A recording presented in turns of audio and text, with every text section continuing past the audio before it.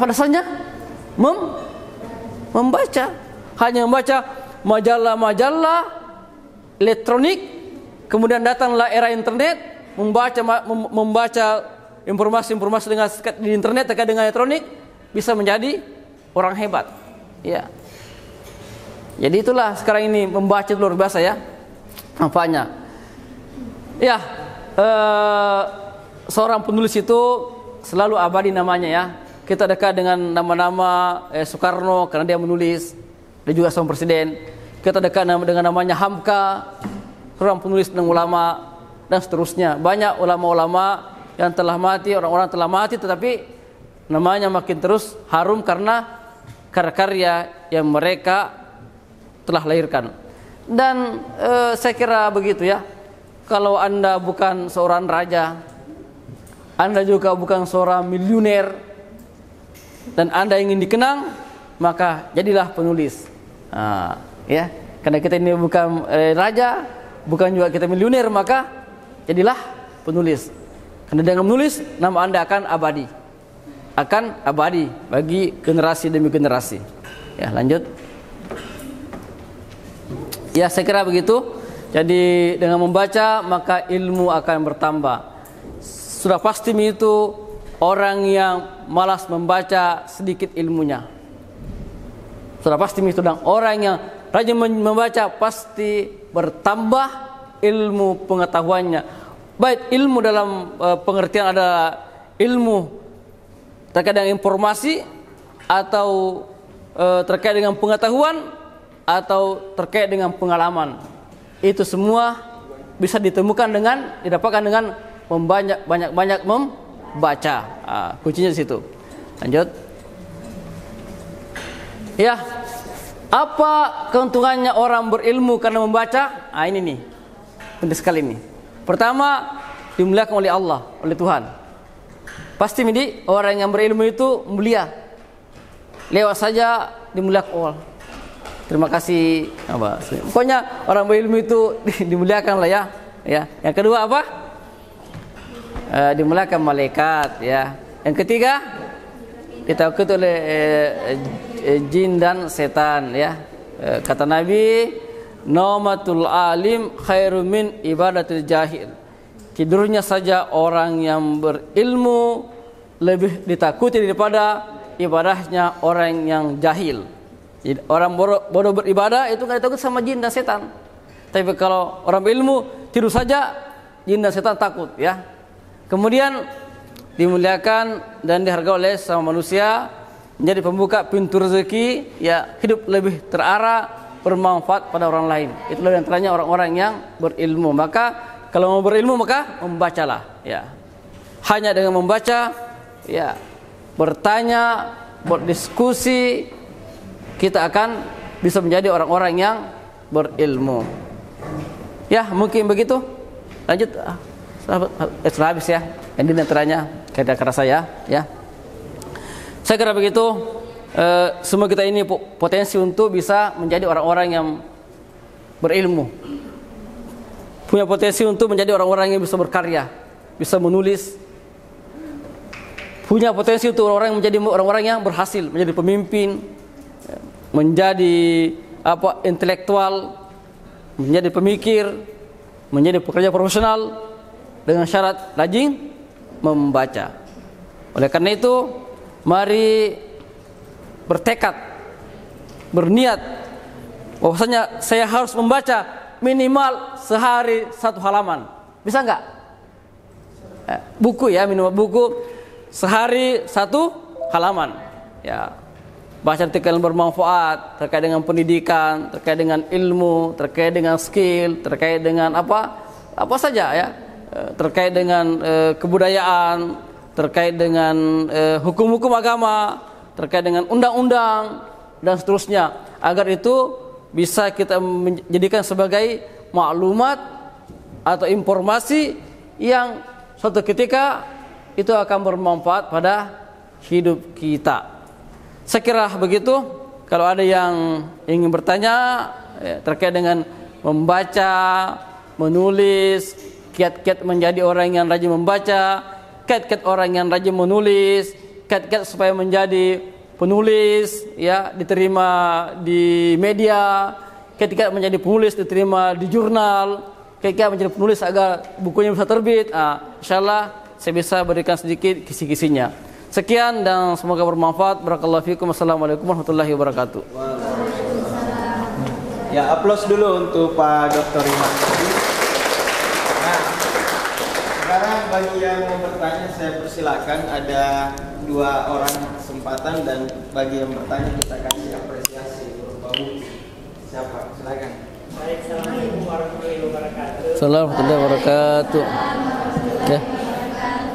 Kenalkan, nama saya Ahmad Haikal dari kelas 12 jenis ketentuan. Pertanyaan saya, bagaimana caranya agar kita yang awalnya malas membaca menjadi gemar membaca? Oke. Ya, betul ini. Jadi harus dipahami juga ini. Pas ada caranya. Bagaimana caranya agar yang malas membaca ini bisa rajin membaca? Ya. Yang pertama ini adalah sediakan buku bacaan. Sesuai pertama, buku bacaan yang sesuai dengan hobi Anda. Ya. Hobi Anda otomotif, maka sediakan buku-buku otomotif.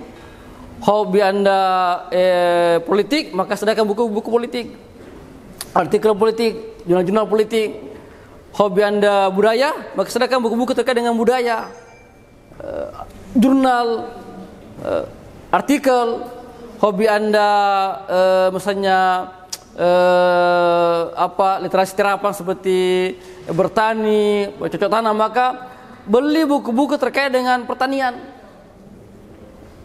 Hobi Anda berdagang, maka beli buku-buku motivasi, tata cara berdagang dan semisalnya. Itu pertama. Jadi sediakan buku bacaan yang Anda itu cenderung ke situ. Dan setiap orang ini kan memiliki kecenderungan beda-beda. Ada yang cenderung hanya ingin menjadi ibu rumah tangga, habis sekolah menikah, maka belilah buku-buku terkait dengan parenting. Bagaimana cara menghadapi suami kalau marah, bagaimana menghadapi anak kalau rewel, bagaimana mengatur keuangan rumah tangga, bagaimana bersosialisasi dengan tetangga, dengan masyarakat dan semisalnya. Itu butuh ilmu itu. Ya. Bagaimana mendidik anak supaya anak cepat membaca, gemar membaca, menjadi bermanfaat, itu luar biasa itu. Ya. Atau Anda yang setelah ini mau menjadi seorang polisi misalnya, maka beli buku-buku terkait dengan polisi. Ya, menghafal itu undang-undang terkait dengan kepolisian, aturan-aturan terkait dengan kepolisian dan seterusnya. Tentara juga begitu. Jadi setiap kita ini punya kecenderungan yang berbeda-beda. Itu sudah pasti itu. Maka belilah bacaan yang terkait dengan kecenderungan Anda. Tamam.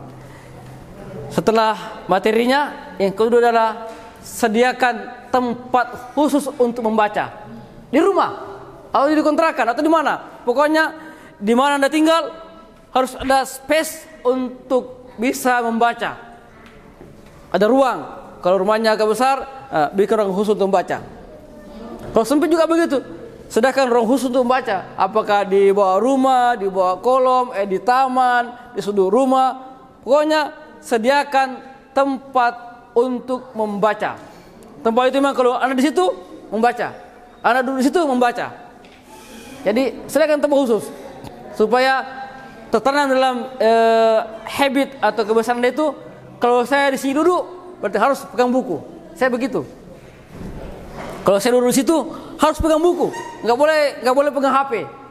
Kalau di sana nggak apa pegang HP, tapi kalau di sini duduk harus pegang buku. Makanya terbiasa itu. Yang ketiga adalah wajib menyediakan waktu khusus untuk membaca. Ya, waktu khusus untuk membaca. Kapan itu? Terserah kita. Tapi yang terbaik adalah membaca di waktu pagi, khususnya sebelum sholat subuh dan setelah sholat subuh.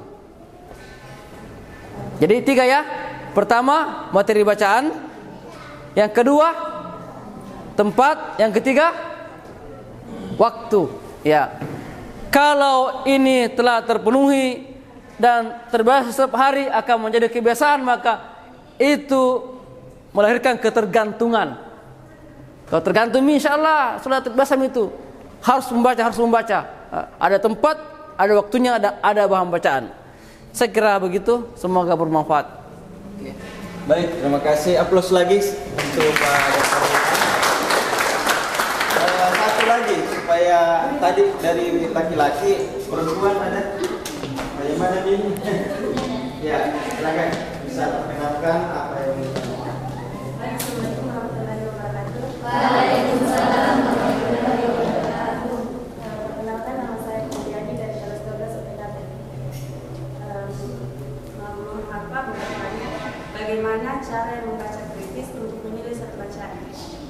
Oke. Oh iya. Jawab. Dan saya sampaikan warahmatullahi wabarakatuh. Ya, aplaus dulu untuk Pak.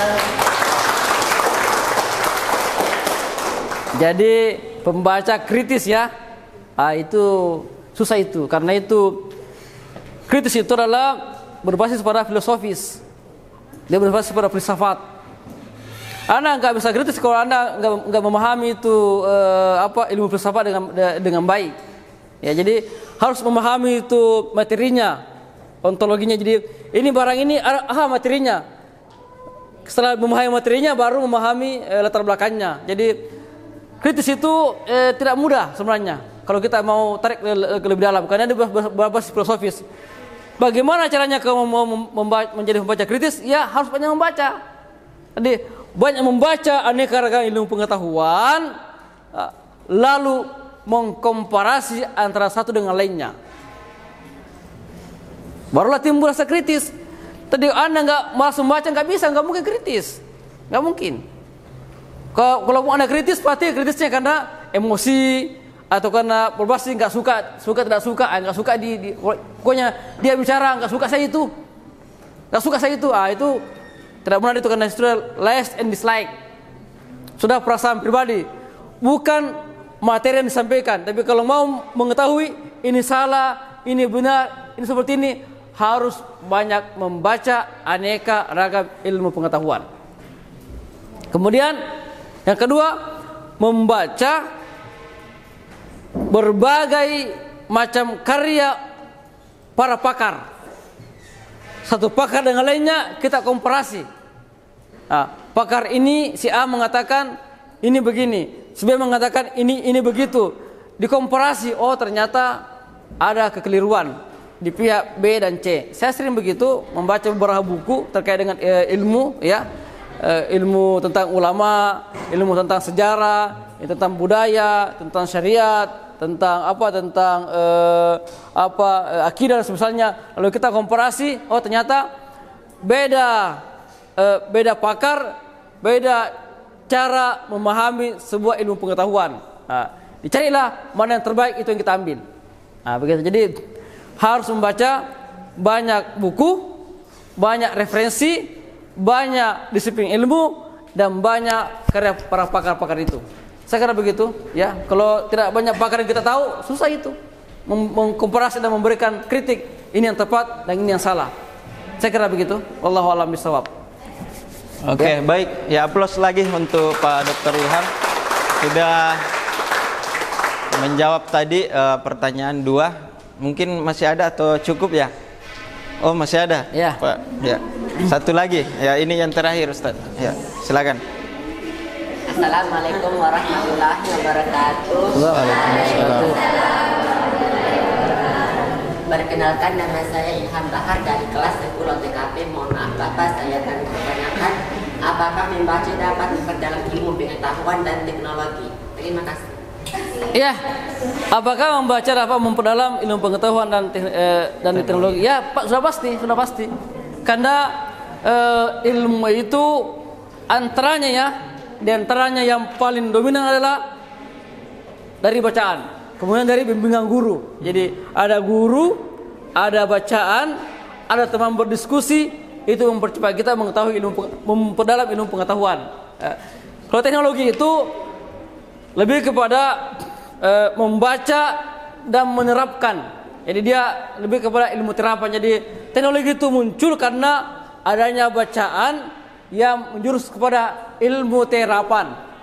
Jadi kalau ilmu pengetahuan itu bisa non-terapan, kayak filsafat misalnya, itu dasar-dasar pengetahuan saja. Tapi kalau terkait dengan otomotif, terkait dengan teknik perkapalan, teknik industri, teknik kimia dan sebagainya, maka itu terkait dengan teknologi. Teknik agrowisata, agrobisnis dan sebagainya, itu terkait dengan ilmu pengetahuan. Dan itu dari pengetahuan terkait dengan teknologi itu. Jadi dia lebih kepada ilmu terapan ya, atau teknologi terapan ya. Saya kira begitu. Jadi membaca itu makin membuat kita mengetahui teknologi secara sistematis. Kita kan tanya apa itu HP, kita kan bingung. Oh, HP itu alat komunikasi. Tapi ketika ditanya kita apa saja komponen-komponennya, kita nggak begitu paham. Berarti kita hanya tahu sekedar informasi tentang HP, tapi ketika diminta untuk menjelaskan lebih detail, kita tidak tahu. Nah, mengetahui teknologi informasi, teknologi terkait dengan terkait dengan HP misalnya, maka kita bisa menerangkan dengan lebih jelas, lebih detail dan lebih sistematis. Begitu ya. Oke, saya kira begitu. Allah a'lam bishawab. Baik, ya, terima kasih. Untuk yang 3 tadi, silakan bisa ke depan, akan diserahkan buku langsung oleh Pak Dr. Ilham Qadir. Ya, silakan bisa ke depan semua yang 3. Ya, langsung di sini. Ya, dan bisa difoto juga. Ya, bisa foto. Ya. Oke. Ya, situ. Mana perempuannya? Situ. Ya. Ini buku Aku Dalam Sebuah Cerita ya. Masya Allah, luar biasa ini. Karya arsiparis di sini. Karya salah satu arsiparis ininya, pasti orangnya rajin membaca ini. Rajin membaca sehingga bisa menulis. Semoga bermanfaat. Ini motivasi juga ya, supaya bisa juga menulis ya. Masya Allah, luar biasa ya. 1, 2. Ya, oke.